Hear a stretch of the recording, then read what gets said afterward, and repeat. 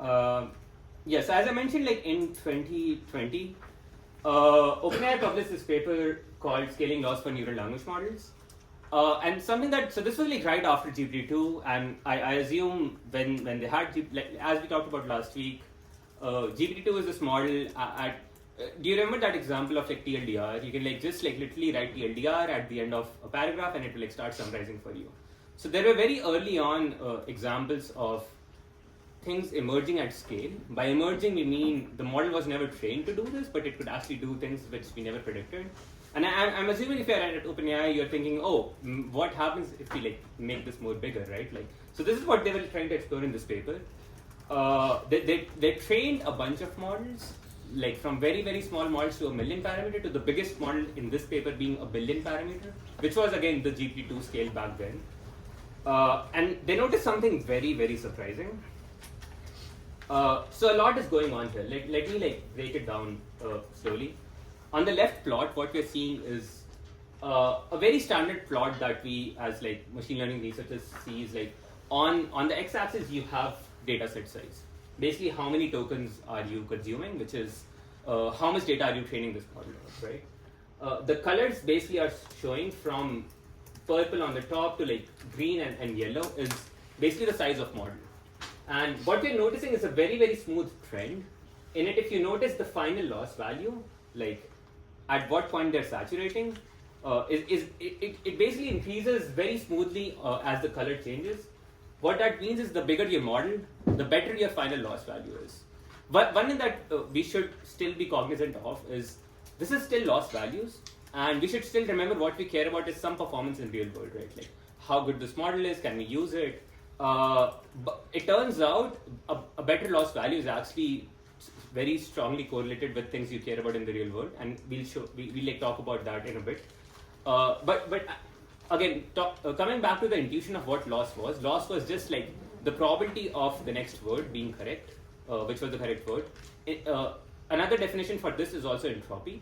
Entropy is basically how much randomness do you have in predicting the next word, and if you can actually reduce most of the entropy, you're very, very certain about the language, about the underlying language that you're trying to train. So a lower value on the y-axis definitely means that you learn something about this language that you're trying to predict, something that you want to like model about this language. On the right hand though, they actually flipped the script a little bit. So back then, this kind of plot was very common, as in you only care about how much data you have trained on. Like we usually used to see, okay, epochs on the x-axis, as in like how many data have you seen, how many total number of data you have seen. But when you are when you're trying to train a model at internet scale, right? You basically, for these very small models, you basically have infinite data. And we usually back then we never even did 2 epochs, as in we never see the same data set twice. So if you have like infinite data set in some senses, it's probably more interesting to talk about the total number of compute use, right? And the total number of compute at a very simple level is a multiplicative factor of how big your model is multiplied by the total number of data that you're training on, right? Because if you have more data, you'll use more compute. If you have bigger models, you'll use more compute, right? So on the right side, what we're seeing is a plot of as you increase the compute, right? By that I mean you can now compute has 2 axes: the total data that you have and bigger the model that you have. What you notice is again a very smooth scaling law, a very smooth law on the lowest loss that you can achieve, given that if I give you a fixed compute budget, right? We'll talk in a bit. So let's say I give you a fixed compute budget. I give you you have 100 A100 GPUs, and I go and tell you find me the best model that you can, right? This was exactly the question the researchers started asking in this paper. And my suspect is because they wanted to scale up GPT-2, right? So before they start scaling up GPT-2, the first question you have to ask is how much big do we want to make it, right? How many layers do we want to increase? What is the hidden size? And how much data do we increase? So they had these 2 axes on which they can actually improve the compute, right? Because one thing we already have, we know from this plot is more the compute, the better the loss you'll have at the end. And because we know better the laws, the more intelligent the model, the more things it can perform in the world. So the question that they started asking is like, if you have these two axes, like make the model more big or increase the total data set size. Because remember, in GPT-2, you still didn't have the entire internet. All you started was you took all the Reddit links and followed one step where the Reddit led you to. So now when they realize, okay, you can actually get the entire internet, they have, now you have like these two axes on which you can actually scale the model. So here, I'll just talk about it in a bit, like how do you choose the best model. But once you have that, you can just plot all of the loss curves. And what you notice is like you can actually have a very smooth scaling loss. This is also important for a very different reason. So this was like when was this? 2020, literally the year next to GPT-2, and they were like preparing for GPT-3, which was about to release after 6 months. And this thing actually, like imagine you are like OpenAI and you want to like train the next big model, right? Like right now you're at 1 billion parameter. The entire NLP field is at 1 million parameter. They scaled GPT-3 to 175 billion parameter. So that's like 2 orders of magnitude more than like what you have done right now. And so the first paper, actually it only goes up to like the total token process as 10 to the power 11, or the total petaflop days as like 1 petaflop day. Something amazing happened here is that because, so if you notice on the x-axis, the compute is 10 orders of magnitude, right? This is like not a model which is like 10 times bigger. This is like so the x-axis is in log scale. This is a very important fact, which means that there's a property which is being held across the English language for this architecture across 10 orders of magnitude. This was like unheard of like in NLP, but I would also argue in any field in the world. Let me explain this a little. Let's say you're again in a very different field. You're doing some research, right? You have to come up with a hypothesis. You have to go do an experiment and see what are the results of your experiment, right? However, this plot shows us that even before we started training run, which is like 100 times the big size, we are guaranteed in some ways, if this lines holds up, which it is holding for like 10 orders of magnitude, so there's no reason to think it will not hold up for like the next 2 orders of magnitude. You're in some ways guaranteed that the model that you're training will actually give you the performance that you want. This is another reason why companies like OpenAI or like Anthropic or like other labs are willing to like spend hundreds of millions of dollars even before they start a training run, because in some senses this plot basically guarantees them some returns on this money being spent. And I would argue this is one reason this is one of the most important papers in the field, because in some senses this showed us a predictability in like what can happen, and which kept on like being true and true as we like train more and more bigger models. And yeah, as I mentioned, this experiment scaling laws was done up till 1 billion model. 6 months later, they were actually able to see from like 1 petaflop to actually like 10 to the power 4 petaflops. This law was still being like this is one reason this is called scaling laws. I mean, technically this is no law of like physics or of like the world, but in the way this is being held across like many orders of magnitude, this has become a law since then. That given a fixed input, given a budget, you can actually go ahead and decide exactly what architecture and what data to train on, that you'll actually get reliable results. And this was one reason when we went from like GPT-2 to GPT-3, the scaling basically showed us insane results. And I'll just go down and like talk about it a bit, like what kind of results we were seeing and etc. Not only that, so obviously now we are here. There's no reason to stop here, right? And obviously, so this was like, again, this is still 2020, and in this class we'll also talk about ChatGPT was released November of 2022. So there's like still 2 years from like GPT-3 being released and ChatGPT like being available to everyone. So we'll talk in a bit like what was happening in these 2 years, because ChatGPT was basically GPT 3.5. It was an increment over like this base model, which was like trained 2 years prior to like being released in ChatGPT to everyone. Yeah, I was about to say that in 2020, because you already know this is true, they went ahead and they started another run, which is like GPT-4, right? There's no reason to stop there. And one thing that they mentioned in like GPT-4 paper,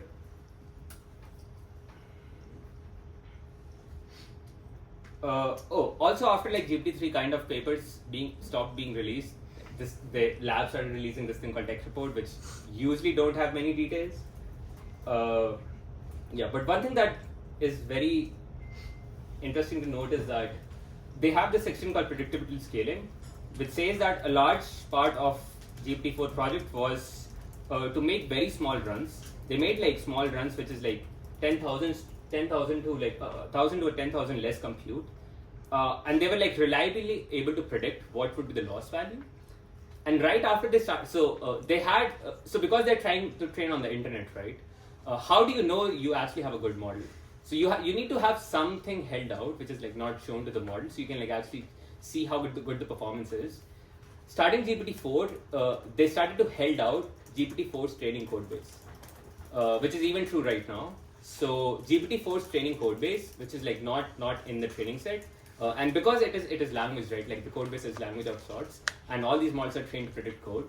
They started like measuring the loss value on their own code base, which is like not on the internet, and they can like reliably guarantee this is something the model has never seen before. And right after they started the run, they actually started noticing that the trend was actually going as they predicted. Like they predicted the entropy on the code base, it was exactly what they predicted before the experiment, which gave them another set of like verification that this run can actually succeed. Question. Yeah. And just going back, with that being kind of a key part of the training methodology, I distinctly remember like there was like almost like a year period where no other model was like touching GPT-4 level performance. Is that part of the reason why, or like just curious like your perspective on that? Yeah, so back, I think the biggest reason is no one back then had that kind of data lying around, and also the kind of money to like actually go ahead and train a model. I think it was around GPT-3 when Anthropic, half of the company basically left OpenAI, started Anthropic, and they started their own effort to like build Claude. But I think primarily the reason is like just okay. There's another thing which OpenAI has done again and again, and we have to give them credit for, is they have gone out and shown something is true. It becomes much easier when you know something is true for other researchers to like go and like do this experiment. This happened with Owen when Arun can actually go and like do the thing because someone has shown it to be true. I think that could be a part of the reason. Like once you know GPT-4 is out, other people will try to replicate. So you said that you show the data only once, but like quite often in images and stuff you do multiple epochs to the same data set. Is there a reason why you don't want to put the whole internet through twice or something? That's a very good question. There is so Hugging Face with some researchers from Cornell, they actually did a study on that. Is if you have data lying around, why not pass it twice, thrice, whatever. One reason was that that actually gets us to the segment. I still have to answer the question like if they were trying to figure out if you have to increase compute, how big the model should be versus how much data do you have, right? So to answer the question, back then we just had infinite data, which is not true anymore. Yeah. So Hugging Face and like some researchers actually did the experiment, and they found out like there's a soft spot around 4, so you can actually use every token on the internet 4 times, and after that you'll actually start to see a decrease in performance or like not like marginal returns. So yeah, that's a good question. I'm sure people today are trying it when we are actually limited by data, but that was not true back then. By the way, is it? I'm feeling a bit hot. Is it hot? We can actually bring a fan, which was here last time. Can someone get a fan from my room? There's a fan in my room. I have another question. Yeah, good. Well, I was going to ask as a follow-up, what would contribute to reduced performance? Do we know by running the internet through like plus 4 times? Oh, there's nothing actually decreases. It's more like you have marginal returns. Oh, marginal returns. Yeah, so you don't want to waste compute. That's about it. Yeah.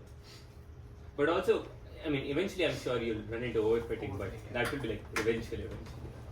So do people know where the exponents come from? Like, there's some random number, like 0.1 or something, blah, blah, blah. Is there any inkling of where what is the meaning of that number? Sure. Yeah, and that is the next thing I was about to go. Yeah, there are like some random numbers. Yeah. And what are these? So that's a good question. Before we go to these random numbers, I just wanted to show, as I mentioned before, you have these two axes, right? You have like the data set size that you can increase, or the total number of parameters that you can increase. And obviously we already saw this, like you can multiply them both together and you have this axis of total compute that you use. In this plot, what we are seeing is if you have infinite of one axis, you can just put it somewhere at the back, so just somewhere.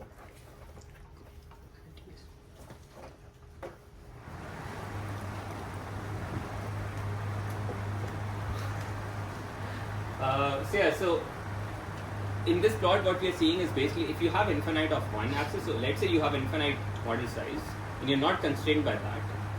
What we are seeing is again a very predictable scaling across many orders of magnitude for data set size. On the y-axis, we are still seeing the loss. The same goes for total number of parameters. And because these are like, so this is basically like curve fitting, right? You're like trying to fit a curve on some log plot. And the functional form for this, like if you don't have a log, this is basically y equal to a multiplied by x raised to power some scaling factor b, right? Let me write this.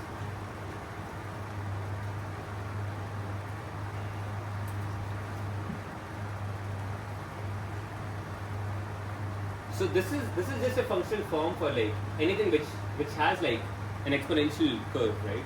And what we're doing is that just like taking a log and like plotting the log things, because on the y-axis you have log of y, which is the log props, and if you do this,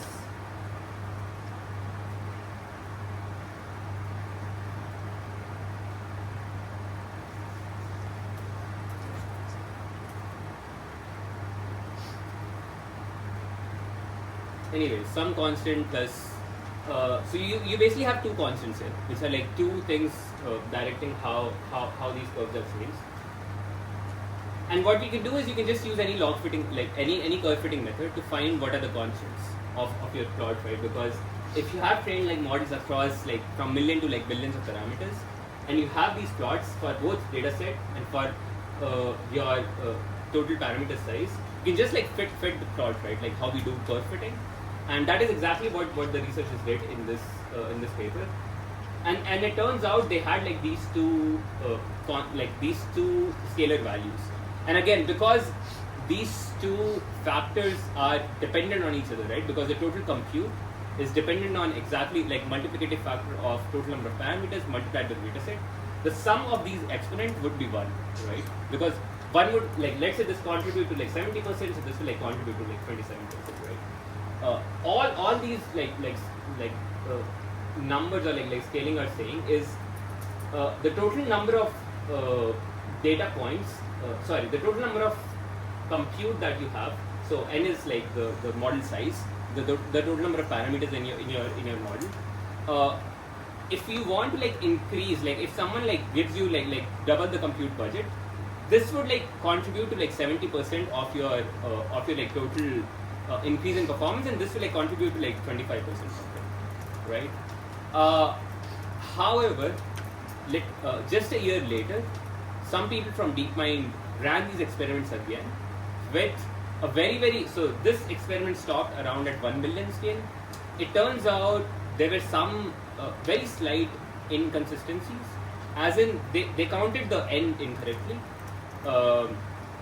Long story short, a year later, another group from like another group from DeepMind released another paper called Chinchilla.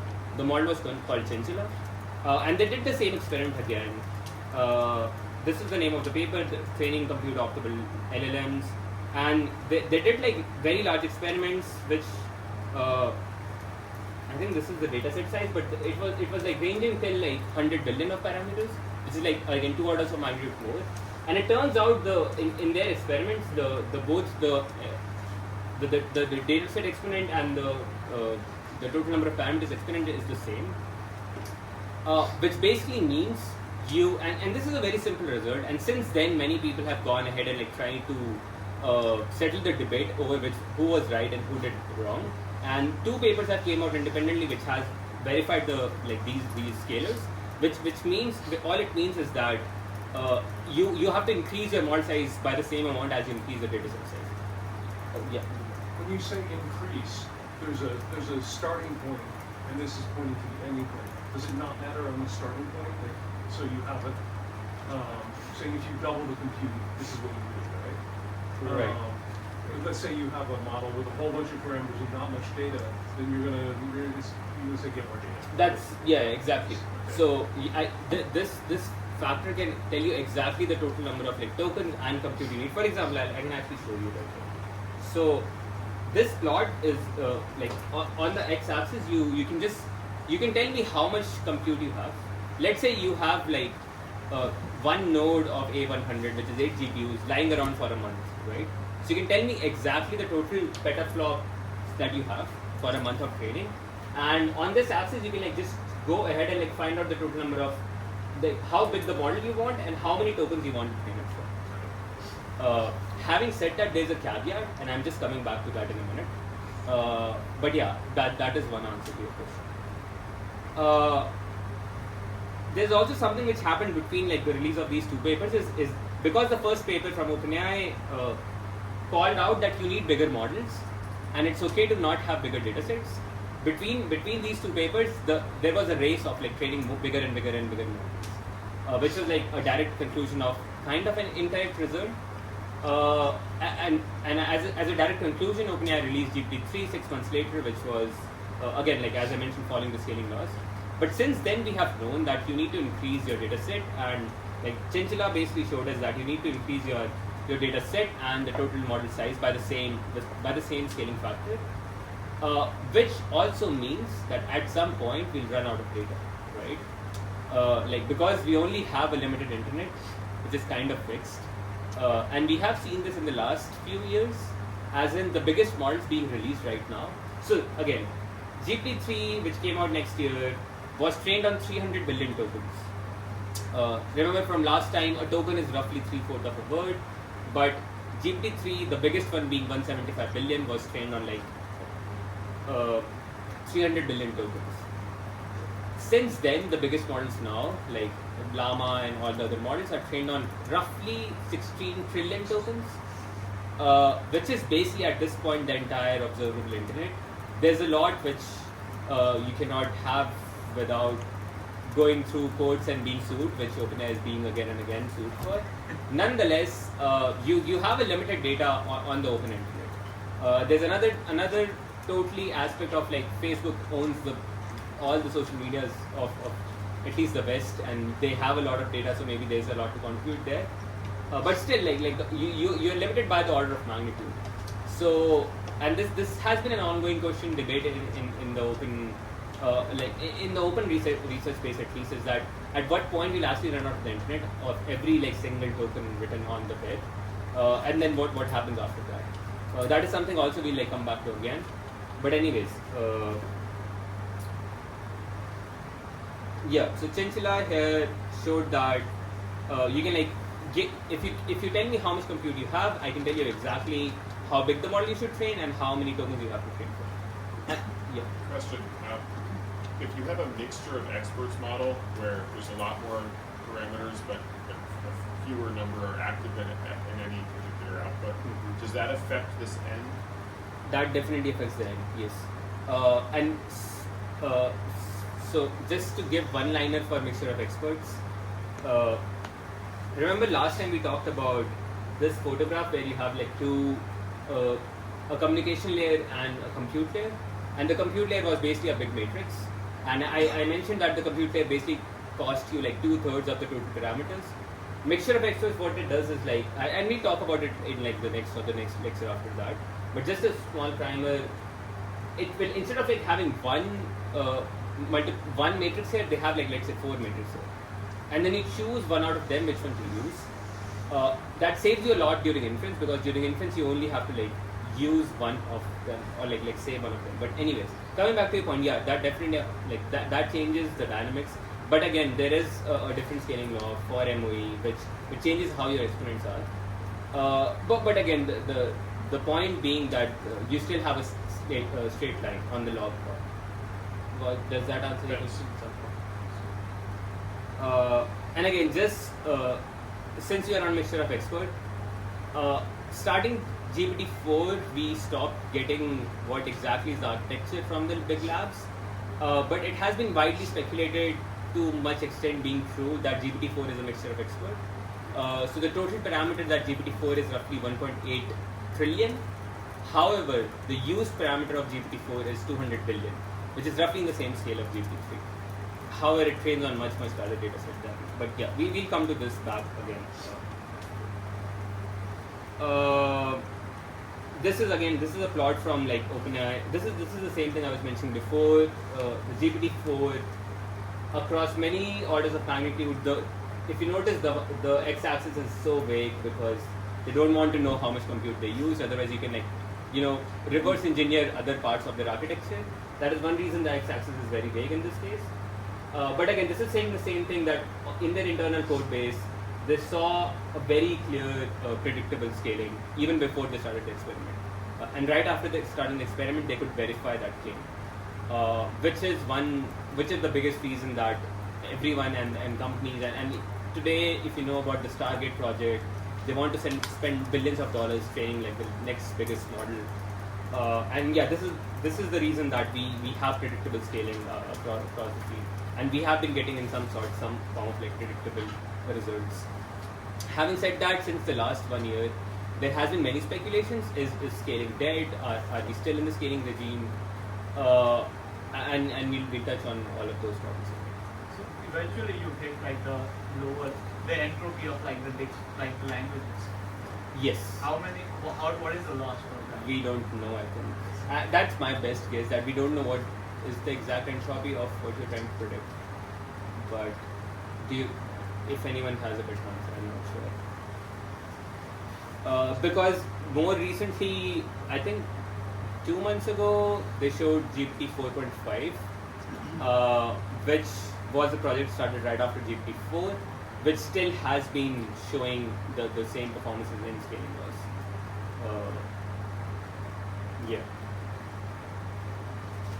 Oh, yeah. So this was another paper in the field called Emergent Abilities of LLMs. So I just mentioned that what we were looking at, the y-axis, is this value called the loss value, right? The loss value is the entropy of the language that you're trying to model.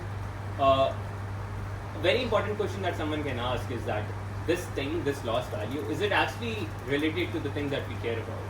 Like, will it increase the the translation abilities, or like the instruction following abilities, or like other abilities that you want of an intelligent system? Something which this paper actually showed is this thing called emergence. They took like a bunch of tasks which NLP people care about, like something like can you predict a word in some context, some question answering task.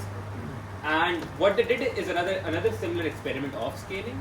So on the x-axis, we are still seeing model scale, or like compute being used, so different size of models.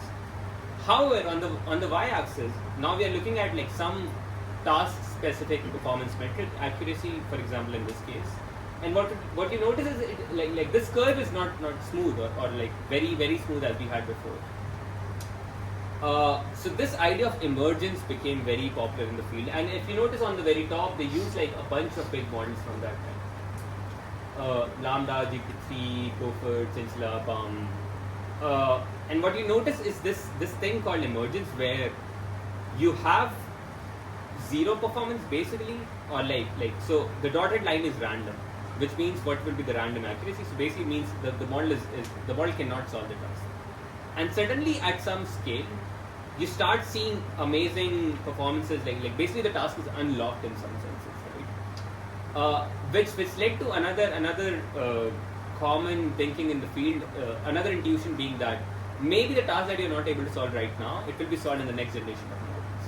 Or if you scale it like 10 times or 100 times, you're actually able to solve the task. And yeah, looking at this paper, this is a kind of an amazing thing, because that means many things that we're not able to solve right now, or like we expect intelligent to have.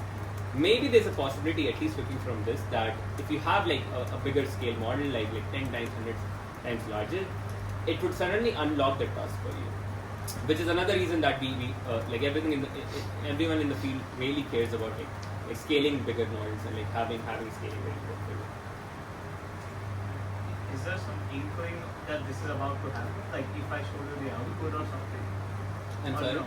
Like, let's say you are at the point where the kink appears in the curve. Would you know that you are at the kink by doing some experiment or no? As far as I don't know, like at least if you read the paper, then because or we as a field or like we as a society were at some points in that point where the task was unsolved, right? There's another plot which is not here, but which shows like how many years it took us for a benchmark to solve, and what is happening more and more recently is that the time when the benchmark was introduced to the field and the time when it is being solved is being shortened. Like more famously, GPQA was like a very hard chemistry.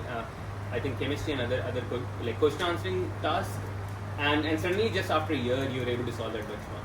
Previously, it took like 5 to 10 years to like actually solve a benchmark. And because at this point we have this predictable scaling hypothesis, like law, where because we are continuously making the model bigger and bigger, they're actually seeing emergence happening more and more. Before we move on, is there any other question? Yeah. I'm looking at the words in context chart, and the baseline accuracy is 50%. Do you know what type of task that is? Is it I was thinking of the same question before. I did not look into it. must be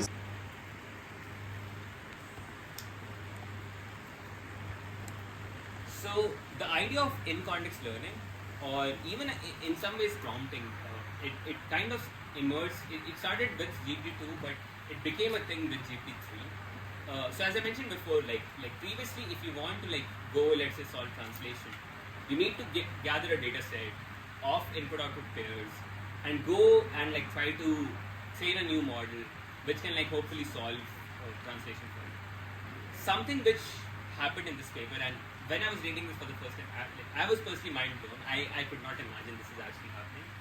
Is you give a language model some examples of what you care about. In this case, this is like spelling correction. You just show it like some examples, and you ask it to like solve a new example that you care about, and it will do the thing for you. This was like practically unheard of in the entire field. Like there were some people trying to make this happen, but by training, as in like there was a thing called multitask learning where you like train the same model on 10 different kinds of tasks, and it might be able to solve that task for you. But this property was basically unheard of, like in the entire field. Like this was a very, very different way of thinking of actually trying to solve a task, because this means that you first of all you train a big general model just to predict the next token. Remember, this model is just good at predicting the next token. From that, this property will emerge. I would say this is an emerging property at scale, where you show it some examples. Not only it will learn what is the task that you're trying to solve, right? Because it has to learn from like 5 examples.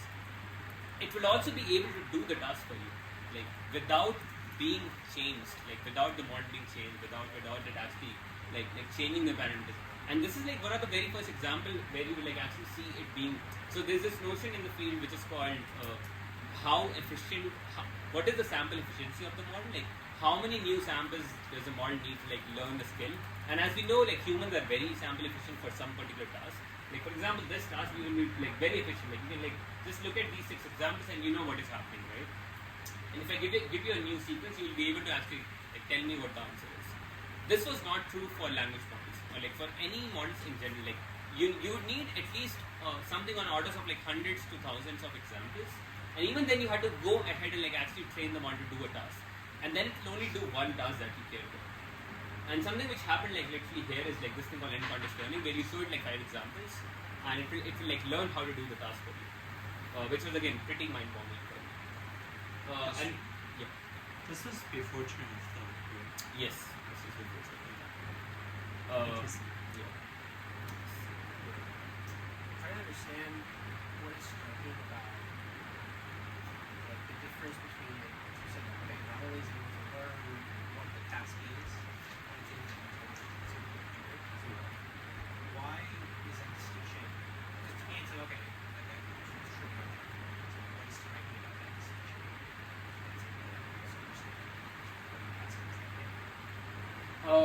I think the main point of my emphasis was it's able to learn without being trained to ever learn the task, without being ever ask, this is what we care about. Does that make sense? For example, again, like if you take, okay, if when I think about a model, all I think about what is the loss function, right? What are we optimizing? In this case, all we were optimizing for is like, can you predict the next token correctly on read? From there to this emergent ability of like, if I see a bunch of tokens, I'll actually learn to pattern match. Like in some senses, like again, in hindsight, this is again very obvious. That yeah, obviously, like if you're trying to token match, you will be able to like learn what is the pattern in the thing, right? I think it was just very perplexing and like very strange to just NLP researchers because like like okay, back then like there were like 10 different teams working on 10 very different problems, and they didn't have anything to like share among them, because if you're like working on like trying to do translation, your way of doing things will be very different from someone else's thing with you. And something which just like literally emerges, like for example, if I had to do this task back then, I'd have to like spend at least a month like figuring out, finding the data set, training a model, doing things. And when you're reading this, you're like, oh my god, now you have a model which you can like run on the API, and you can like give it some examples and it will do the task for you.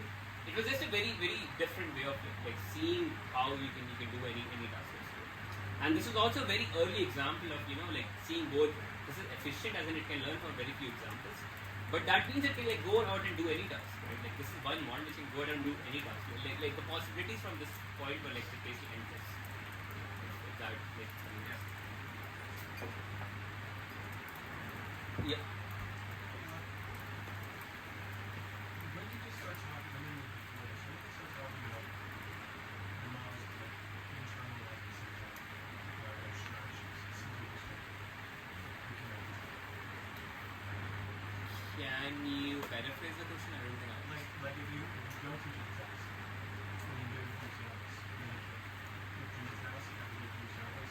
Like if I were looking at that and I'd never seen it before, I would think the first thing I would do is if it has some other abstract structure going somewhere, Right. it sees it's there here as figuring out the original problem. Right. So like is that like introduced with this thing like this, or people talking about So there is a field called interpretability who have been trying to understand what is going on in the internals, like what makes it understand the task and also solve the task. But I think at this point we were too early to even like have any sort of evidence of like what is going on internally. Like why can I?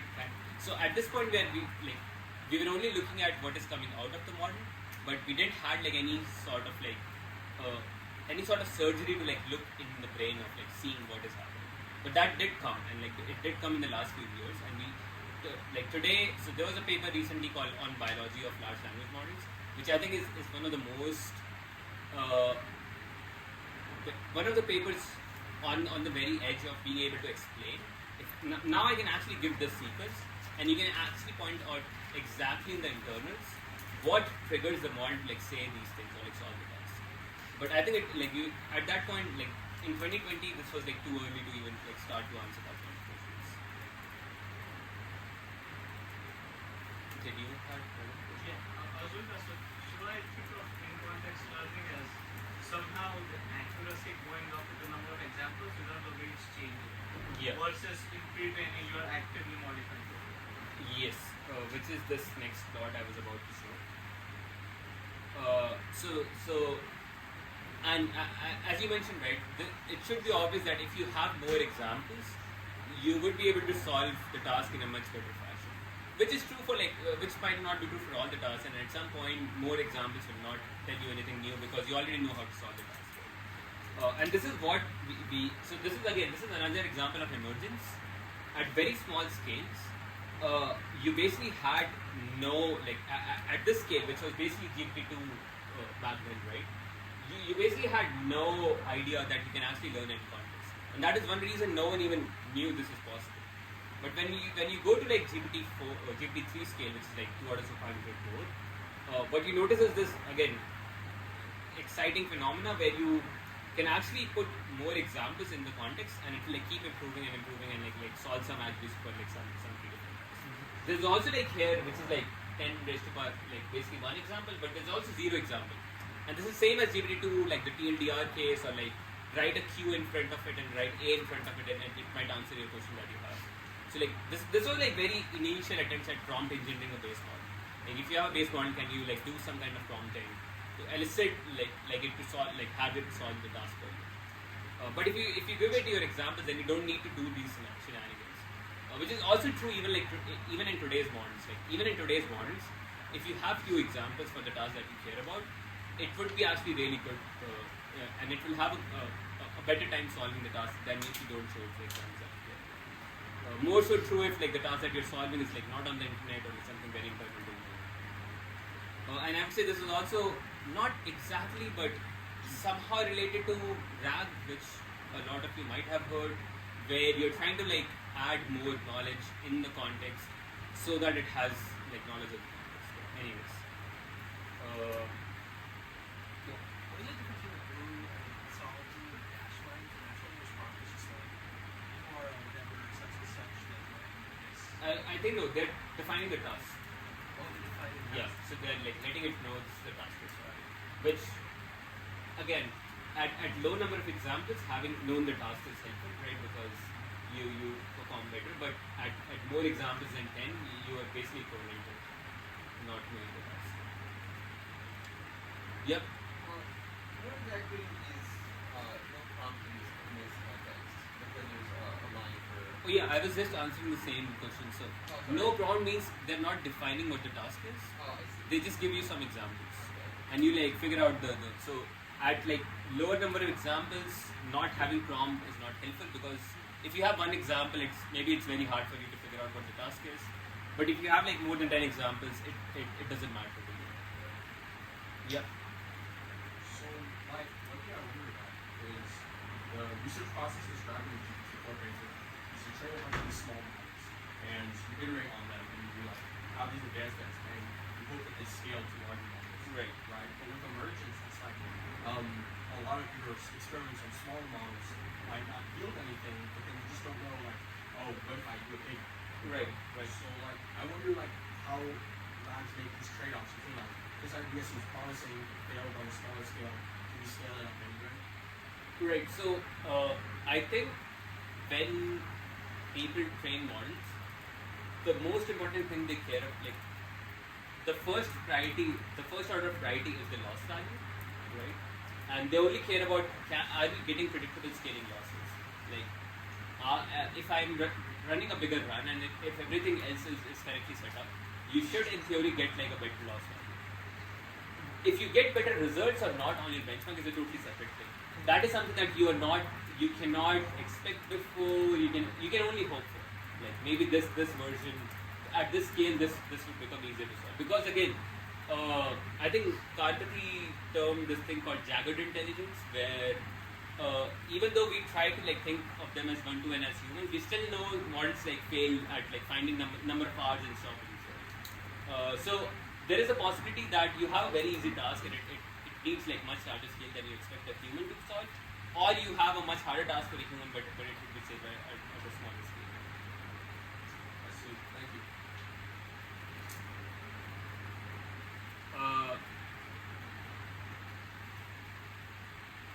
Yeah, this is some example of how you like. Let's say you want to do few short learning. You will describe the task here, and you'll show some examples, and then you will literally stop the model here, like after writing this identifier, and then you expect the model to fill it up and stop it at new line.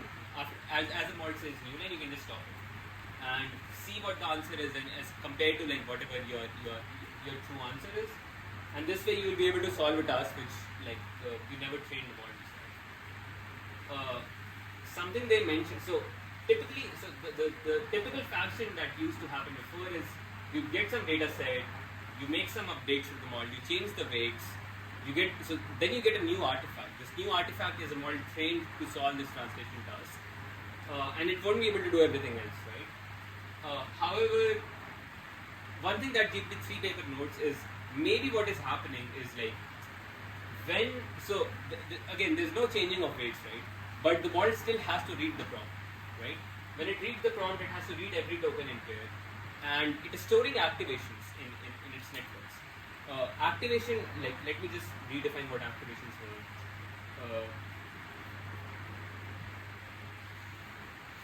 If you remember this figure from last time, there is, so in this figure from last time, these computations have matrices in them. These are called the weights, right? These are the fixed numbers. These are what you're trying to train. This is what you get at the end of the training. The weights for these two matrices. The things in these rectangular blocks is what is new for every prompt, right? Every new prompt, every new input will give you new kind of information flowing in through the network. This is what it's called activation. An activation is basically like the knowledge that is being generated on the fly, or the information being. So imagine if the network is like a pipe. The activation is the water flowing through the pipe, and every new input will basically have new kinds of activations. So one thing which GPT3 paper hypothesized is it's possible that similar to how we used to learn with training before, in this case the learning is actually happening in the activation of the model itself. Like the water which is flowing, the literally the vectors which is being flowed through the network, there has to be some sort of learning. And at this very last vector, the model is expected to like get the right answer, looking at all the vectors from all the words from the past. And like in this case, the model literally has one single chance to like get to the right answer. Yeah.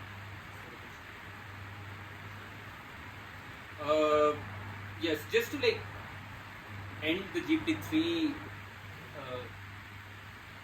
Before GPT3, what we had were these very task-specific models.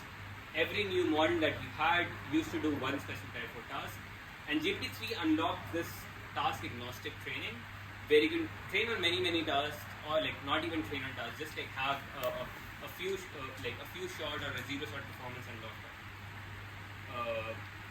And in a bit, I'll come back to it how we are in a very similar state right now in the field. But instead of we want to have it solve tasks, we want it to perform some tasks in the way. And we'll come back to it in a bit. Yeah, before we move to the next section, is there any questions? Okay. I wanted to talk, so we introduced the concept of pre-training, and like I have been talking about pre-training a lot. I just wanted to take some moment to like talk about how we actually do pre-training, like what exactly is going on in there. And the very first step is obviously getting some data on the internet. And this is one of the most key secrets being held closely by even the biggest labs. Even if you have an open source model like Llama, this is one step which is not being told in the papers or written about, because the data is the most important recipe. Like how exactly you filter the data, how exactly you combine the data. Hugging Face has an open version of this dataset which is called FineWeb. You can go like search FineWeb on Hugging Face, and this is an open source dataset of like 15 trillion tokens. So again, on the same order of magnitude as we had before. I downloaded some of this data.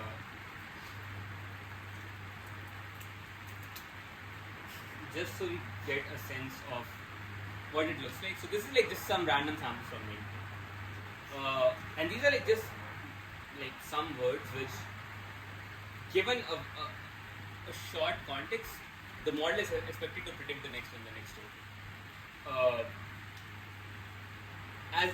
As I mentioned last time, these are like English words, right? Like, and you need to somehow convert this into a numerical representation which can be actually read by the model, to understood by the model. And what we actually do is this thing called tokenization. I alluded to it a little bit last time. Let me just talk about how we actually like get to a tokenized form. Let's say you have like all the text on the internet, right? What you can do is you can like convert each word or like each. So what you can do before is actually you can like get bytes, right? Because every word is represented by some byte, and you can like get at character level and like find a unique identifier for each character, right? And what you can go ahead and find out is like there are some sequences of characters which are repeated again and again on the internet, right? For example, let's say you have this as your starting point.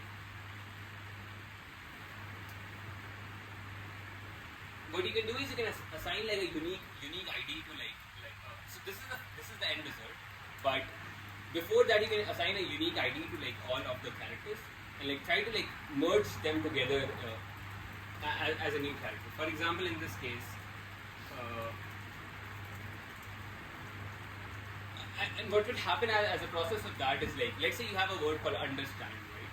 During the process you will like you will merge like STAND as like one word because it appears again and again in your data set, and you like merge UNDER as a single token, and you can like assign it a new ID, and you can keep doing this again and again and again until like, and you can like decide whenever you want to stop, right? So maybe you want to like have under and stand as different words, or you want to like have understand as a single word in your vocabulary. So basically you start with the entire corpus, find out the most common pairs, merge them together, assign it a unique ID, and repeat the process again and again until maybe you decide like you want to like have, let's say, 100,000 word like total vocabulary size, and at the very end you'll get at something which looks like this. This is basically like a one-dimensional list of unique tokens, not unique tokens, I'm sorry, but one-dimensional list of tokens, right? Which basically corresponds to the internet, and you should like think of these tokens as like these numbers don't have any inherent meaning.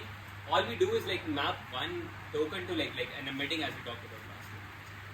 And if you are a language model, all you're doing is like you'll be given like a series of these tokens. Let's say I give you like this list of tokens, right? And I'll ask you to predict the next token. That is literally the task that I'm giving you. And this will happen again and again and again for like literally every single token on the internet. So if you have like 16 trillion tokens, you will be asked to like predict 16 trillion tokens based on the past, like some past sequence of tokens. And this past is basically what is called as context window or like context length. You might have heard of that, like newer models now we have like 200k context window, or like Gemini has 1 million context window. All that means that at some point in training, it is shown like 1 million tokens of the past and asked to predict the next token that comes out.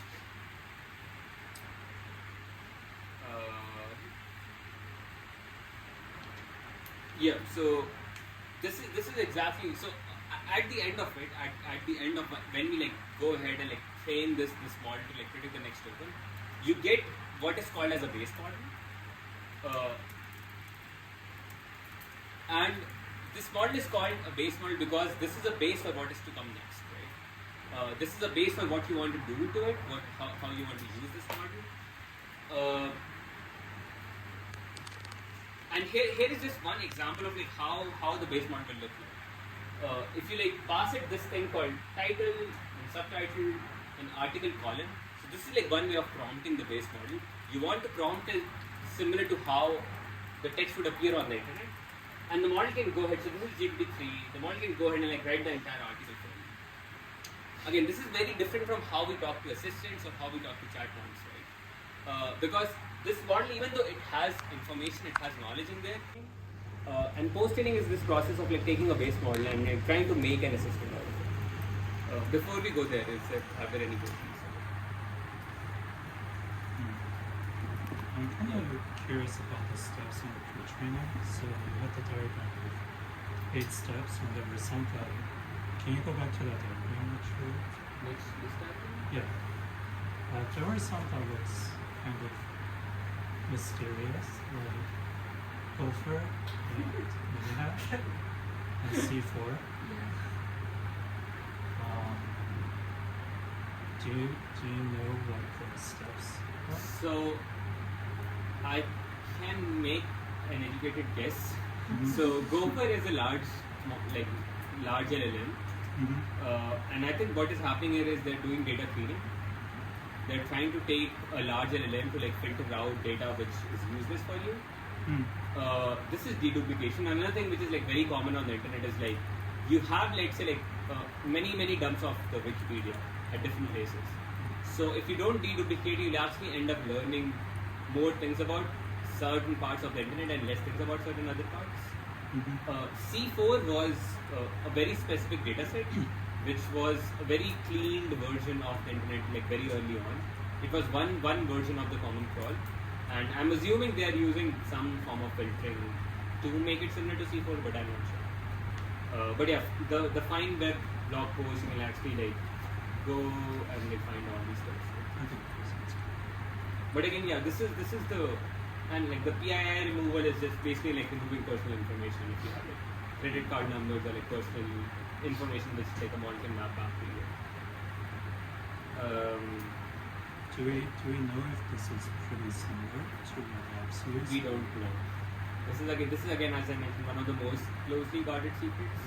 However, I think the Hugging Face team has gone ahead and like trained a model on this, and we do get similar-ish performance to like GPT-4 scale models, because this is again like you have 15 trillion tokens then. Wait, are they training on a GPT-4 compute scale on this data set? I don't know. So another thing which has happened since then is we have been able to match performance of GPT-4 with like 8 to 10 billion models. Yeah. I think one reason of that is both we have better data sets, but also because we have outputs from GPT-4. Oh yeah. So because if you are exposed to like output from a really strong model, you can actually just try to do what is called as behavior cloning. You can like try to clone like the model outputs as it is. Is that different than distillation? This okay, so distillation now has become a much wider word. What it used to mean originally is you take a larger model, you get the log probs of all the next words. So you basically get the distribution of the prediction, and you try to match like the distribution of the next word, which is more and more difficult now because most APIs don't expose log probs. So all you get is like actually like only one next token prediction and not like the exact distribution. So distillation in its original meaning meant you are actually trying to replicate the entire distribution. However, these days you can like loosely say this is also called distribution, like distillation.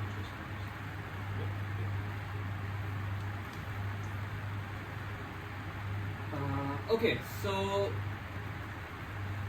now the very first step of like you want something which can actually follow your instructions. For example, in this case, you have a prompt which says, "Can you create me a shopping list for this recipe?" And if you give this to simple GPT-3 completion model, because it's a completion model, it will like just keep completing the recipe instead of like following the instruction, right? Because as we know, this has been like trained to like follow the instruction, like follow the get you the next word on the prompt. However, what you really want is this list of like actual shopping list. A very simple way is like if you have a data set lying around which have instructions and which have ways on how you want to respond to that instructions, you can simply train the model to like do the thing, right? And this is what is called instruction tuning or supervised fine tuning. This is supervised fine tuning because you need some supervised data set to start with, right? So the very first paper, or okay, maybe not the very first, but one of the first papers which introduced the idea of both SFT and later this thing called as RLHF, which we are going to talk in a bit, is this paper called Training Large Models to Follow Instructions with Human Feedback. And the idea was literally very simple. You go out there, you find contractors across the world who are very skilled at following instructions. It could be like very simple instructions like following a recipe, or it could be much complex instructions like writing a piece of code in like React or something. And for that you need like very diverse set of data labelers from across the planet. And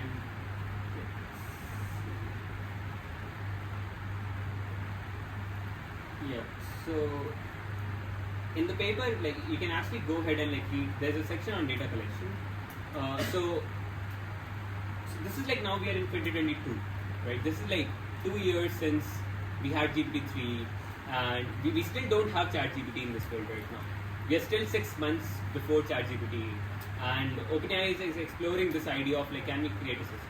This was a very one-off research. Like when they released ChatGPT, no one expected that to shoot off and like change the world in many ways. So this was like just one of the researchers like, okay, we have a base model. Can we make it follow instructions? One thing they did was they hired people from Upwork and Scale AI from across the world in different languages, and they created this thing called model spec. So they created this document which they gave to contractors across the world and asked them to come up with different prompts.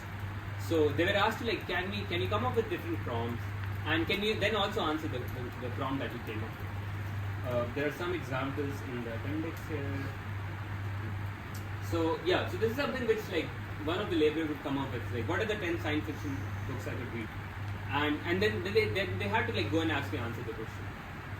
And there were like many different, and you'll notice like this is very similar to how we might use these assistants now. Is like, okay, give me some idea for a creative ad or like etc. A short story, write me an email, and then once you have these prompts, they were asked to like actually answer these prompts.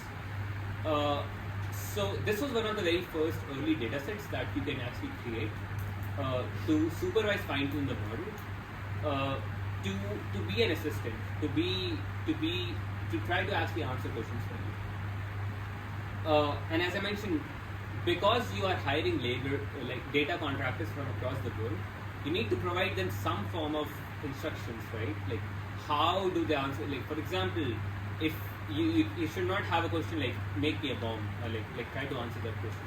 You cannot answer a question which is like ethically or morally incorrect. But again, like these are the values which OpenAI had, and they wanted to inculcate these values into the system they are trying to train. And yeah, and they have this entire document sheet in here, which was the very first model spec sheet provided to the data labels across the world. And three things which like it stood out as like helpful, truthful, which is also called honest and harmless.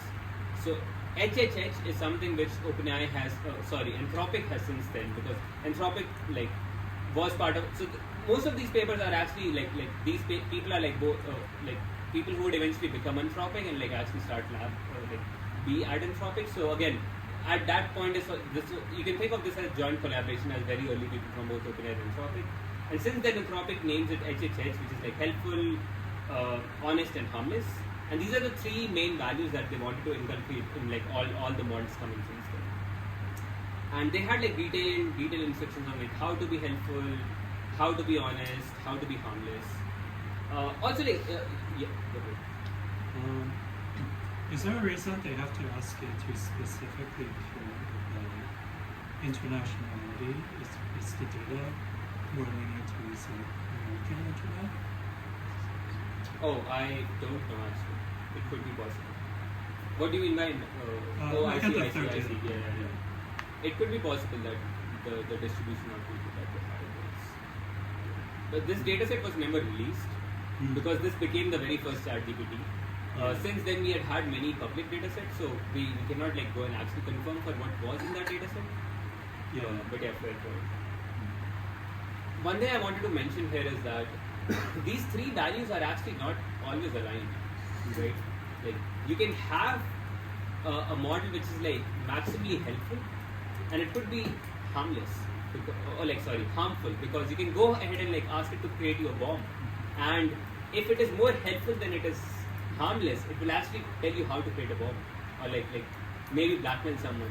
So one thing which was also very important is like how do you what is your data distribution which actually balances all three of these values. And again, the point being, these are OpenAI's values, and these are the values they wanted their first assistant to have.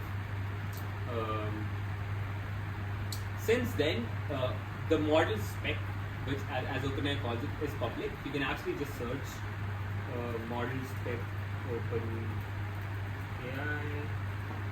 And since then they have had this document. This is a very huge document. It has grown a lot since then. It talks a lot about how to follow instructions, which instructions to follow. For example, you might have seen this thing called system prompt in the prompt. And a lot of people try to jailbreak models. Since then, they have trained using supervised fine-tuning in such a way that the instruction written in system prompt is more important than instruction written in the developer prompt. That is how you can actually, as developers, go ahead and deploy this thing. And like, if people try to jailbreak you, your system prompt will be followed more than the prompt in there. Not only that, they also have, I don't know what it's called. Yeah, I think it's called maybe platform, but they have a prompt which even the system prompt cannot override because there's a hierarchy which is written by OpenAI in the model itself, which means that if the system prompt is coming ahead and like asking it to be harmful or asking it to be dishonest, like not following the values, it cannot modify it. And all of this, so this is another thing which has happened since then.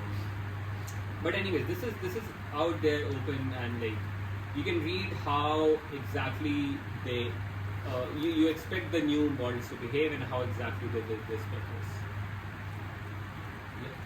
The log sets are specifically only for the supervised fine-tuning step. I think so, yes. But I could be wrong, I'm not sure.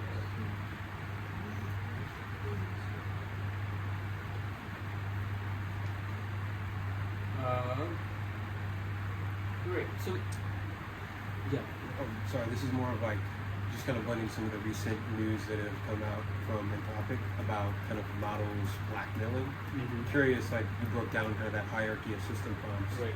In your mind, where does that logic actually come from? And maybe that's more like an interpretability question, but I'm just like curious to understand. Yeah, we actually have very good understanding of why that is happening. Yeah. And I'll touch that in a bit of like how when we start training with reinforcement learning, that kind of behavior also emerges. But more so, I'll actually touch that exactly in the next class. I'll take that as an example and like show why that is happening, how that is happening. Good question. So the amount of data in these example prompts for fine-tuning is much smaller than pre-training. Yes. Right? Is there like is this run in many epochs, or is it used with a higher learning rate? Yes, that's a very good question. So, yeah, so as we know, like the pre-training data set is like 16 filled-in tokens, let's say, right, for the biggest model. So learning rate is one parameter which is used to like control how much this information is being baked in the tokens. Usually, let me just draw a very rough sketch of how it looks like. So let's say this is your entire training run, and this is like the total time that you want to train the model. Usually it looks like this. So this is called the warm-up period. This is roughly 10%. So for the first 10% of your run, you start with a very small learning rate, keep it increasing to a maximum point, and then throughout your rest of 90% of the data set, you anneal it to zero, right? Which means that as you're near the end of the run, the model is basically locked in. It's locked in to its knowledge, to everything it has learned, because it's slowly stopping to learn anything new, and you basically stop it at zero. This is another reason why you cannot like stop a model in the middle and restart it with a different data set or a different thing, because you have kind of pre-decided what the learning rate schedule will be.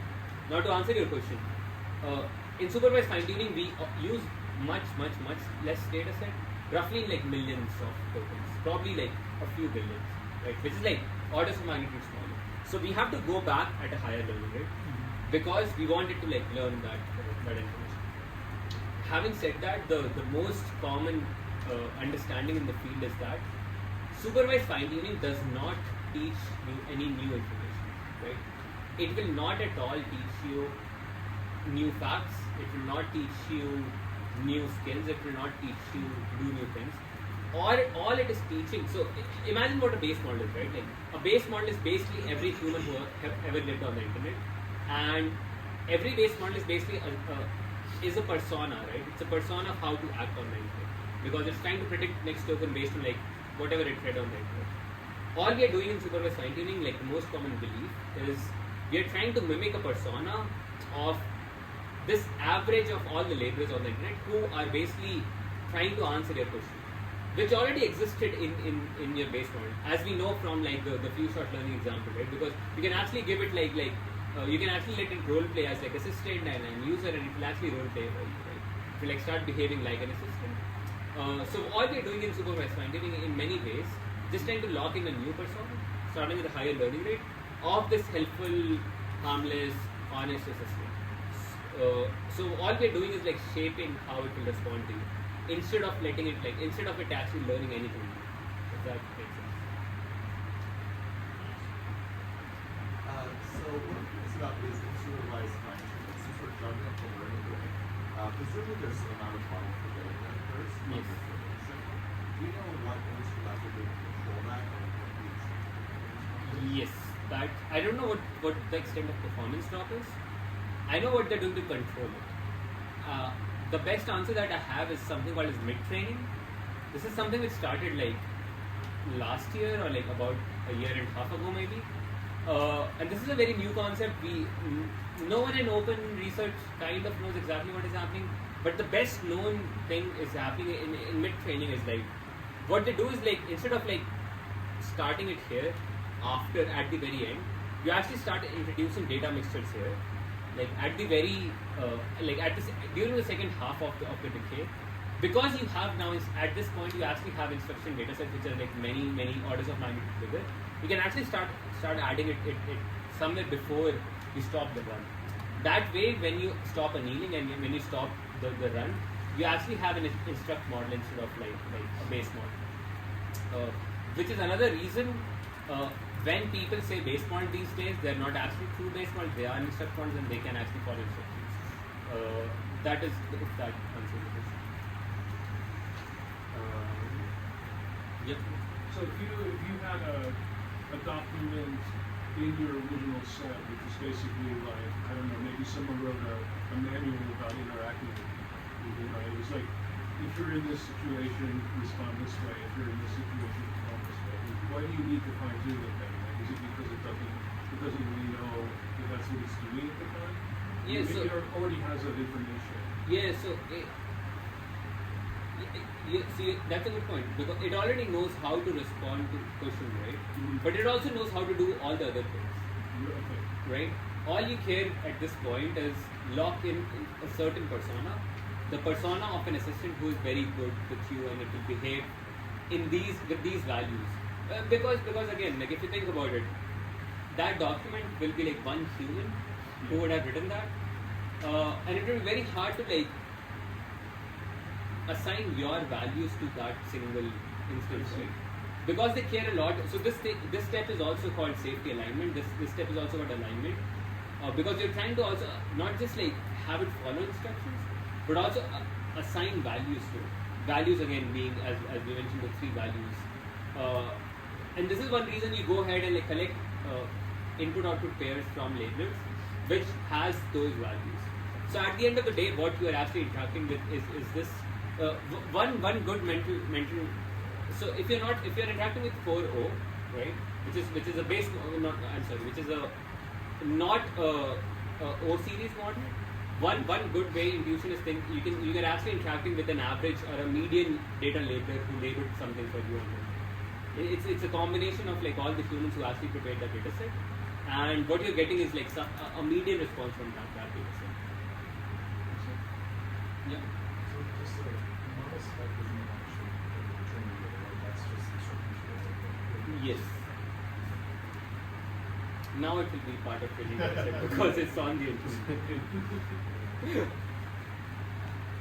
For this SFP step, do you update all the weights, right? You don't freeze them. Yes, you update the entire thing. Yes, so this was the very first thing which we introduced, which this paper introduced. But that was not the only thing. And one thing that I was like studying this entire last week when I was like preparing the material is like one question I went back to again and again is like, if you have a supervised model, why do you need anything else? Right? Like, because if you look at it, you're basically done at this point, right? You have a model which can follow instructions, which has values assigned to it. Why do you need like why do you need to go forward? Like why is there this reinforcement learning step? Why is there this step where you assign some rewards, and why all the complications after this? I was able to find some good answers to it. Wait. There's a lot, but yeah, anyways. So at a very high level, SFT is what we call behavioral cloning. This is a term which is used in reinforcement learning literature. Is when you're trying to like clone output responses from other humans. The biggest problem which so there's something called as hallucination that we all know, right? Like we know that models make up stuff. A really good answer that I was able to find was from this guy called John Schulman. He's one of the original authors from a reinforcement learning paper which is used by all the RL right now. But if you think about it, I just mentioned because the pre-training stage you have like 16 trillion tokens, right? You have lots and lots of information from the entire internet that you want your model to learn. In the supervised fine-tuning step, in the SFT step, you only have like a few million or probably a few billion tokens. It cannot learn new things because you don't allow it to learn new things. Maybe if you have mid-training, maybe if you like have it in the middle, it might learn new things. But with this small amount of data, it cannot learn new things. So imagine what will happen. Like let's say you give it this task. You ask it to like write a short introduction to something in economics, and you ask it to like come up with some example to explain it. And this is some data which like let's say some human prepared for your supervised fine-tuning stuff, right? Like this was like prepared by someone. The human will like go on the internet, do some research, find a document, give you some reference. Looks a very good answer, right? Like looks like something which we expect from a model. And then you train the model to do SFT on top of it, right? You train a model to like mimic this answer. What would happen in this process is, if this reference is either new or the model did not see before or don't remember, what you're actually incentivizing the model is to like make up stuff, right? Because the model has never seen this before. The model doesn't know what this reference is. So when you say, given this question, give me this answer, and you're like penalizing it to like answer with like a reference, it is actually being incentivized to like make up stuff it does not know about. And that is one of the leading theories of like why models hallucinate, why they make up stuff which they don't know about, is because in SFT step, even though this is a very high quality data set, if this was not part of the pre-training step, you are actually incentivizing the model to make up stuff, which is I find like a very plausible reason. And this is another reason why we have to think really, really carefully about the data set. And even having a high quality data set would actually lead you to like get to a point where you're not in a good position. This is actually happening. I remember an instance where when GPT-4 came out, everyone wanted like a GPT-4 model, right? Like in an open source world, everyone was trying to like recreate it. And one thing which was going on back then was like everyone was trying to like have input-output pairs from GPT-4, right? So you give like GPT-4 a bunch of input, take output from GPT-4, and they were trying to train on that. But now we know that this would actually miserably fail, because if you have a base model which is weak, which doesn't have the information about the world, and you get a pair from like a much bigger teacher or a teacher which knows a lot more than you, you can try to learn what the teacher is saying, but you won't know why you're saying those things, and you won't have the inherent knowledge of like saying those things. So this is one reason why, even if you are doing distillation from a much larger model, you have to be very, very careful. There are obviously other reasons, as in SFT will always be limited by the kind of data sets you can create. If I ask you to like create a data set of like write me a poem on like let's say write me a poem on like homebrew, or like write me a poem where every first letter starts with like the first letter of the alphabet in like ascending order. This is a very hard task, which maybe no librarian in the world can actually solve, right? However, humans are really good at like doing the discrimination problem compared to the generation problem. For a lot of tasks, if you give like humans 2 pieces of text, they're really good at like selecting which one is better than the other one, compared to generating something from scratch, right? So this is something we call the discriminator generator gap. Something where humans are like, if you give them 2 pieces of text, they can tell you I like this, I don't like this. But if you like let them generate the same test, they'll have a very hard time generating it. This is another reason you might want to like explore other things. And again, like there's only so much you can actually get data for. Like if you want, actually there's an analogy which I really like here is, yeah, obviously give a man to fish, you feed him for a day, teach a man how to fish, you can feed him for a lifetime. But also, I like this sentence which I read today is like, if you are only doing SFT, what you are learning is you're observing the outputs of someone who already knows how to do the thing. You never learn how to do the thing for yourself. Like you're just observing inputs of a different human who know how to process that. But you never have this playground of trying things and failing and seeing what does not work. Because all you're ever shown is this is the input and this is what works. You never get to play around and like make mistakes and learn from them. On that note, I really like this analogy from Karpati. He has this analogy where, let's say you have a chemistry textbook. Reading the textbook, learning all the theory is like pre-training, which which the models are really good at. But then in the book you can have some solved examples, right? You can have some solved problems where you can actually learn how to solve a problem. You can like learn from, okay, these are the steps exactly I need to follow to solve this step. This is supervised fine-tuning. But how you actually go beyond that is only when you do practice problems, right? When you actually given an input, you try around, as they say, fuck around and find out, right?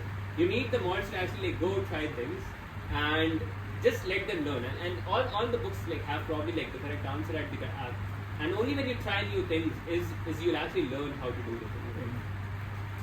So this is what is called reinforcement learning. Reinforcement learning is the simple idea of trying different things and someone from the external world letting you know how good you are. That is what is called as a reward.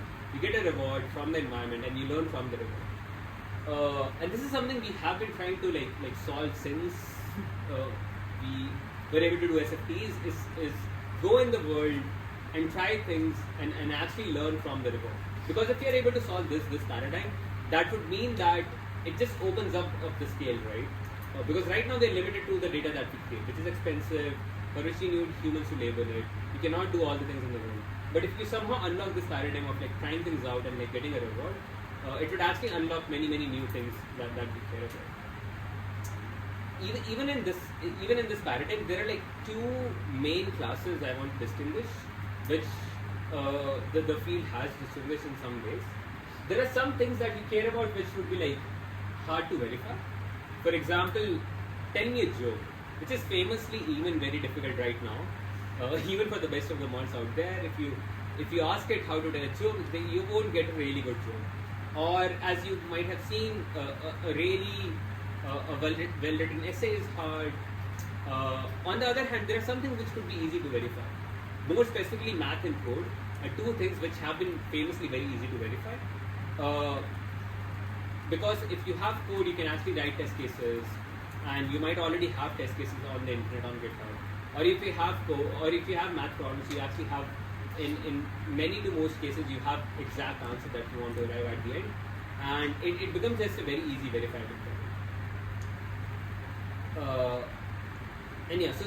And we want to use something like reinforcement learning where the agent will be our LLM, we let it do some things, and we get some reward from the external world. In this case, getting the reward would be easy. In this case, getting the reward would be hard. However, as the way things turned out, we actually tried to solve the first one first. We actually tried to approach. We were trying both. To be honest, this never panned out until the start of this year.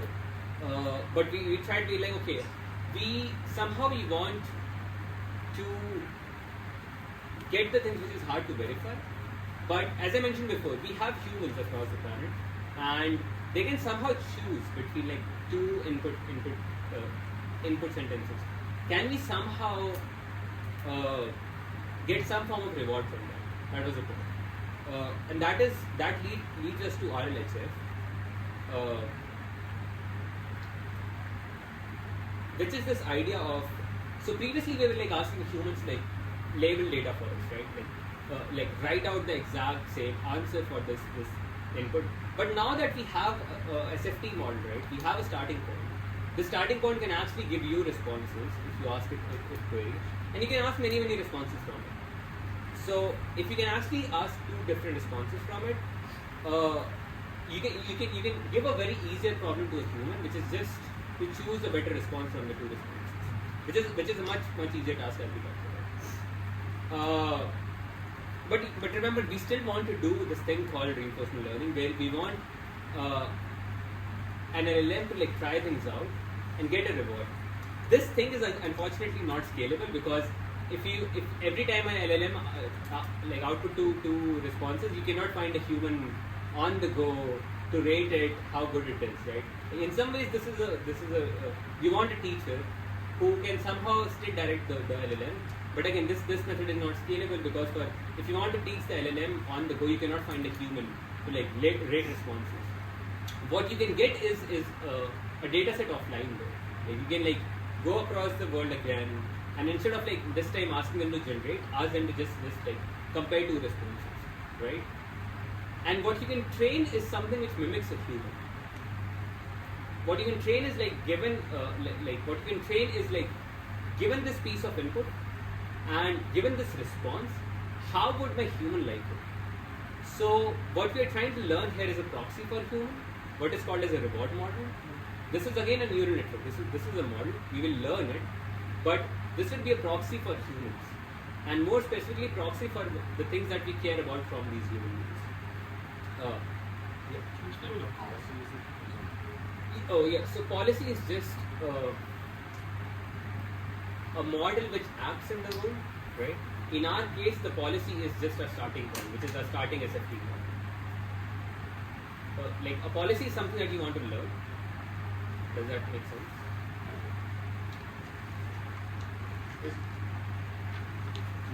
I think it comes from robotics, where you have just the policy of what action to take given a certain world state, and it's being translated into this domain of NLP, so it's the terminology is a little bit odd. Right.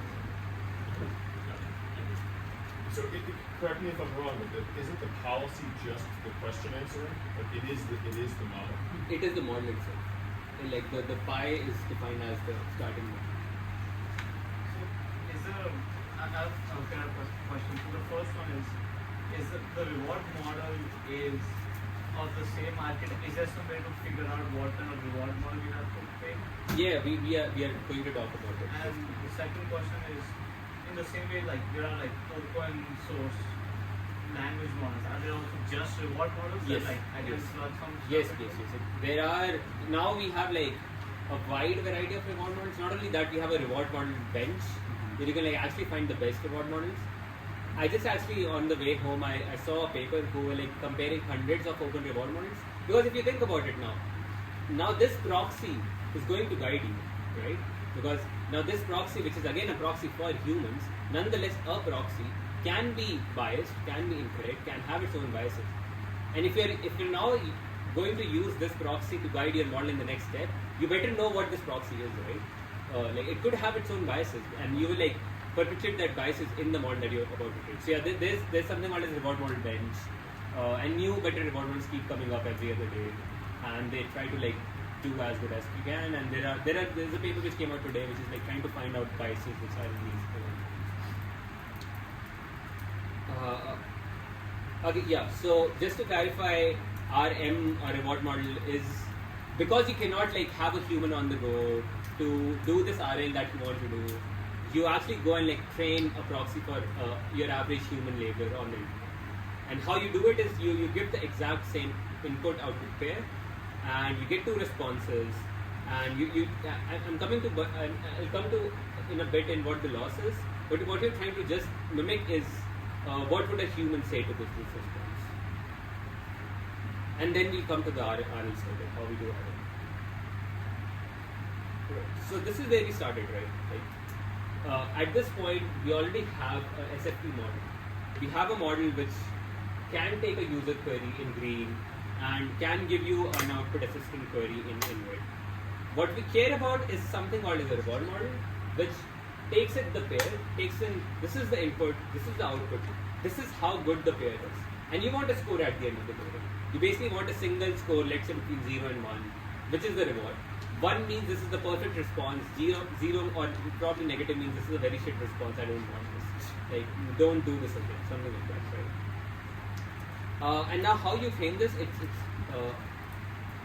so actually coming back to, like, we know how to frame an SFP. Like, an SFP was like literally your next word predictor, which was exactly the same thing as your base model, where you're just asking it to like predict the next token to be an assistant token. Like, so now this will like output your assistant response. In RM, what you do is like you take instead of taking one single input, you take a single prompt and you get two different responses. In this case, you have a response which is nicely formatted in bullet list, and you have a response which basically is like 3 output. And maybe what will happen if, like, when you label this data set, the labeler will prefer this list response. This is one reason why all the initial models have list, and they really love list, because the labelers, like the data labelers actually love list. Another, and we keep seeing these articles. For example, the word delve. We have all seen the word delve again and again. It turns out that in certain parts of Africa where they had these data labelers, delve was a very common word in their vocabulary, and that came and became a very common part of it. All the new models prefer tables, which is again an artifact of like what labels prefer. Yeah, so you are. I was actually stretching goals at a question. So I'm curious how this step can train a model to be more accurate, because the reward model probably doesn't Yes. need the user in Yes. terms of accuracy. So if you have a verifiable domain, right, then that becomes an easier problem to answer, Yeah. because then you care about this final correct answer. Yeah. If you are in an unverifiable domain, this is a very much an open question, open-ended right now. Like literally, of this moment of this month, everyone is trying to find out a way to solve open-ended questions Yeah. where we cannot actually go ahead and verify. There are a few papers which I think have solutions, but again, this is very much an open-ended question. Another note that I can make there is that the hope that we have, like the thing that we're seeing is you train the model on math and code, and it suddenly becomes good at all the other things, which is kind of true, but not so much. But yeah, that is a very much an open question. So in this particular step, I'm thinking the reward model, this step doesn't actually improve the accuracy. It's actually, the reward model doesn't verify response intention. No, the reward model. So the reward model is basically the vibe check. Yeah. It's a vibe check of all your data contractors, and all you're trying to do is make it the correct vibe check, but also inculcate your values, and also probably have a response like I cannot answer this question. That is where hedging comes from. Like all your models will like hedge to some certain response, and that is something that we'll inculcate at this point. Because if you let the model say no, say I'm not sure, or this is something I cannot answer, all of this could be implemented with like rewards. So yeah, so again, just to reiterate, reward models are very much a vibe check, which would fail in very unexpected ways. I'll show you 2 specific examples how they have failed in the last few years, because they are a proxy for humans. They're not actually humans. Another thing which is very important to note is that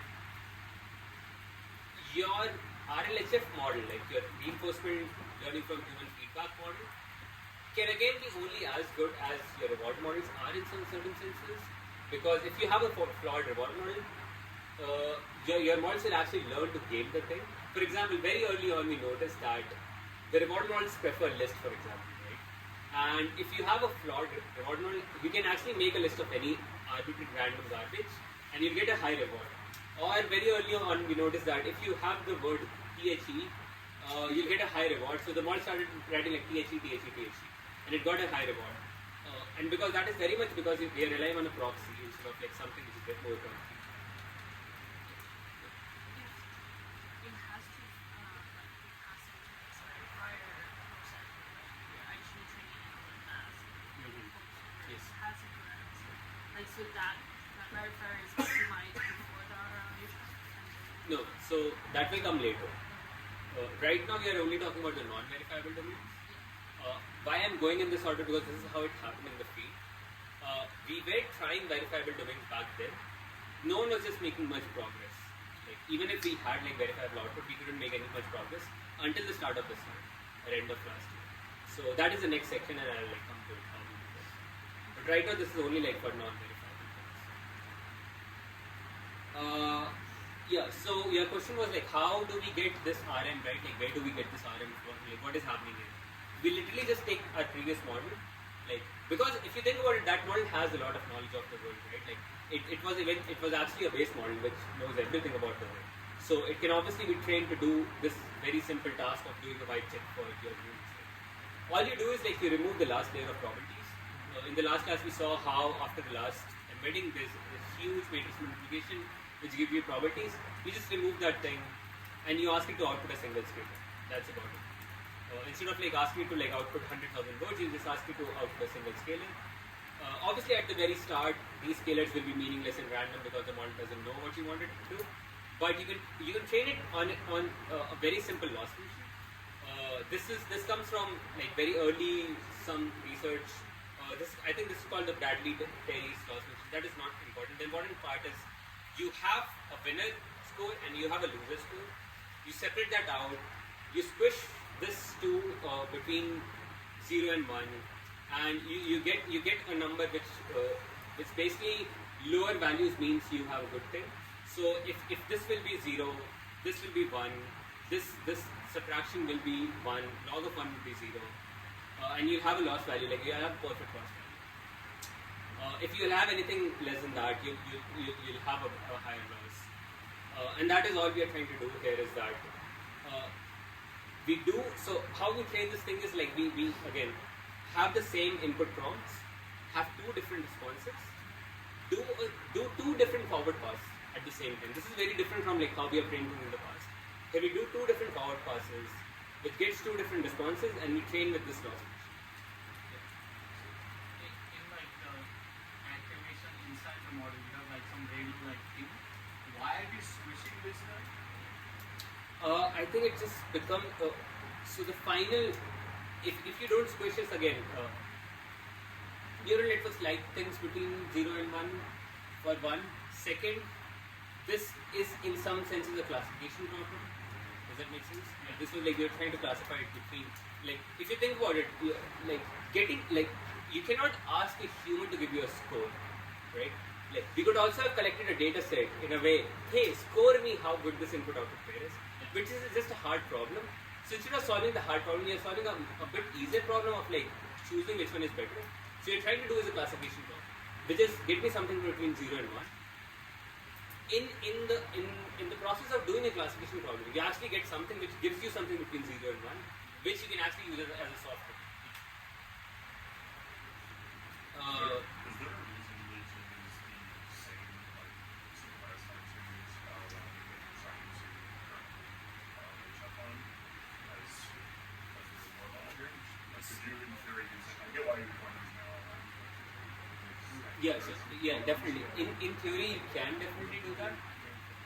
In practice, I'm not exactly sure, but I think it is also a memory thing. Because if you're already storing all these weights in your GPU, all you need to replace is the final layer. And it becomes easier to, but I'm not 100% sure. But yeah, in theory, you can obviously, like I think in practice, people actually use LLM bench, like RM bench, and take a different reward model which is better on your performance compared to what you're trying to achieve. Yeah. This is arguably a simpler problem to solve than the producing the logic of the next one. So one method you can get away by having much smaller reward model. Or does the reduction break down to? I would say no, because as I mentioned just before, the smaller the RM you will have, the easier your base SFT model will game it. It will be much easier to game the reward model. So arguably you want actually a much stricter and stronger criteria. That is why one reason like we are doing all these shenanigans, because we wanted a proxy and we want like a proxy which is strong.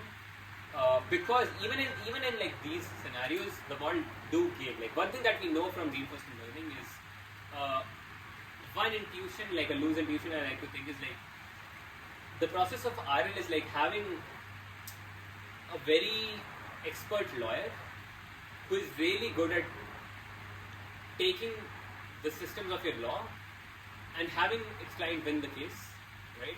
It will find every single possible loophole instead of doing the right thing to actually like make you score the highest.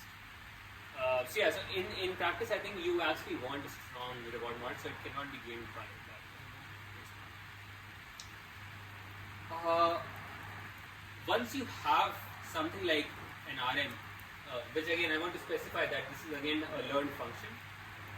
In theory, you can do this loop of this dynamic where you take an input prompt, let the assistant answer a question. In this case, it's trying to write a poem about Socrates, and this is a very bad poem because I asked ChatGPT to write a bad poem here. And what you do is you give this pair to an RM, and hopefully, and remember, this RM is trained now. You're not changing it at all. Now this acts as a static reward giver to you, right? And so okay, here I want to like, maybe I want to use the blackboard if we have. Can everyone see the blackboard? No. Okay, maybe okay, it's okay. Maybe next time. So I think it will be very hard for everyone else to see. So, okay, I wanted to give another intuition here. Is remember last time when we were training the base model? So for base model, every single token, every single word has a correct answer, which is the next token on the input.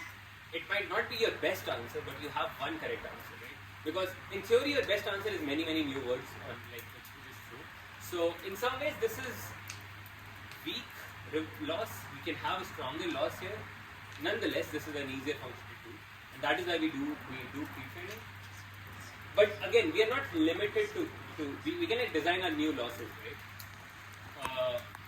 And what RL is trying to do here is like RL is like, so when you're doing SFT, right? Even in SFT, even in supervised fine tuning, you have one correct answer for the next token, right? Because you have been given that answer. In RL, you don't have that. In RL, you generate your entire answer, right? And someone else will assign a reward to the entire answer. This is a very different thing, and this is a very important point. In SFT, in supervised fine tuning, every single token is given a quote-unquote reward, or a quote-unquote loss value, or a quote-unquote objective to be trained by. However, in RL, in reinforcement learning, there is no one right now who can actually give you a reward at each token, right? Who can actually assign how good this token is or how good the prefix is. All you can get is like hope to generate the entire answer, and because we are starting from SFT, we can actually generate the entire answer. This is one reason we start from SFT. Like starting from base model would be very hard because you'll be getting some random garbage. So what you do in practice is you generate the entire trajectory, you generate the entire response, and you won't get any reward until the end. And at the very end, you get a reward, right? And now let me like so like this is the most important thing. This was a loss function, right? Last time this was a loss function. It was the sum of all your tokens, the probability of the correct answer, which is basically 1, right? Like you know the right answers. So every other token in your total vocabulary will have a 0 here. So in practice, your loss is basically this. Because you get one for the true answer and everything else becomes log of q. All we are doing different in reinforcement learning is instead of writing this,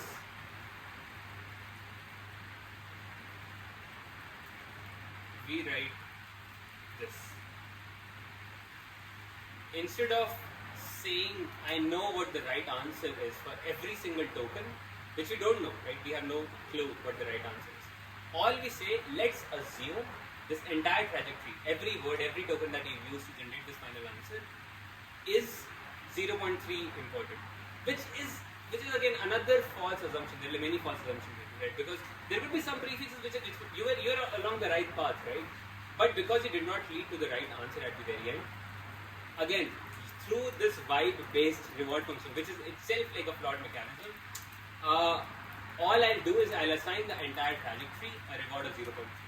Maybe there are some words along the trajectory which are really good, but we don't have any mechanism to distinguish it right now. So you just take the entire trajectory, take all the log procs, and either upweight or downweight based on the final reward that are received. And that's in the very simplest form. This algorithm is called policy gradient. Vanilla PG, there are many reinforcement, there are many names for this algorithm.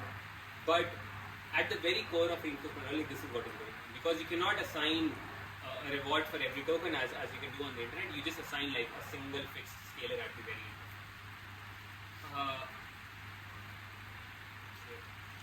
We are at the very end of time. I had a lot more. I wanted to talk about the O series models and DeepSeek and R1 and also PPO, but I guess we can pick up next week. Before that, I just wanted to show two examples of how this fails, because I have been alluding to like how this RM is like a fake proxy, right? So let me show you like two examples which are very interesting. So this was happening like quite early on, like right after GPT-2, they were trying to do the same thing back then, and they were like, okay, can we like fine tune GPT-2 from this thing? Something which happened, so this is in the paper, you can go and read the paper. There's a section where they're talking about bugs, right? You can have like some bugs. I'll go into exact specification next week because we're not talking about how the loss is. What happened was they were trying to train this model to be like, follow their values. One of the values that the researchers have was like, do not write out erotic or sexual content, right? But due to a bug, there was a minus sign somewhere in there. And they talk about this in the paper and in the blog as well. Yeah. So they say a bug flipped the sign of the reward. So usually if you flip a reward, it could mean that you can also like start producing garbage text, right? It's possible that you could have garbage text. There's another part in the loss function which says that you should not steer away from your base model much. That means you still produce really coherent text, but the model started producing extremely sexually erotic content out of it. And because they say that the researchers were sleeping during when this was happening, and they came back next day and they were like very surprised. So this is one example which happened like in 2019, right, like 6 years ago. We would have thought that we have better ways to do it right now. There's another incident which happened recently, and this is something which all of us were aware of, right? Like one of the updates from like GPT model became very sycophantic, which means that it wanted to please the model. It wanted to like say you're right in every circumstance. This is a very detailed deep dive into what happened, and this happened like last month.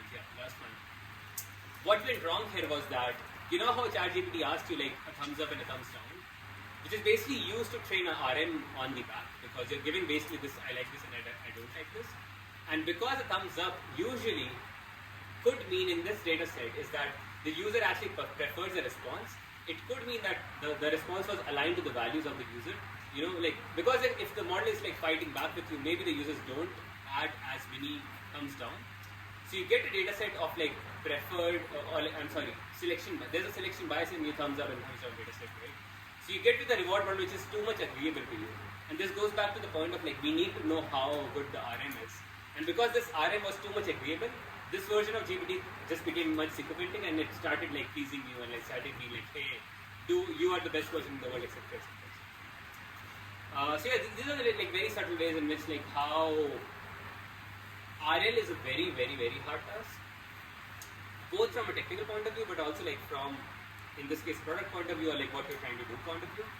And yeah, so probably next week we'll talk about how the newer models are trying to remove this reward model, because this is a byte-based proxy, and how we can actually have verifiers and how they can actually stop it. But yeah, thank you so much.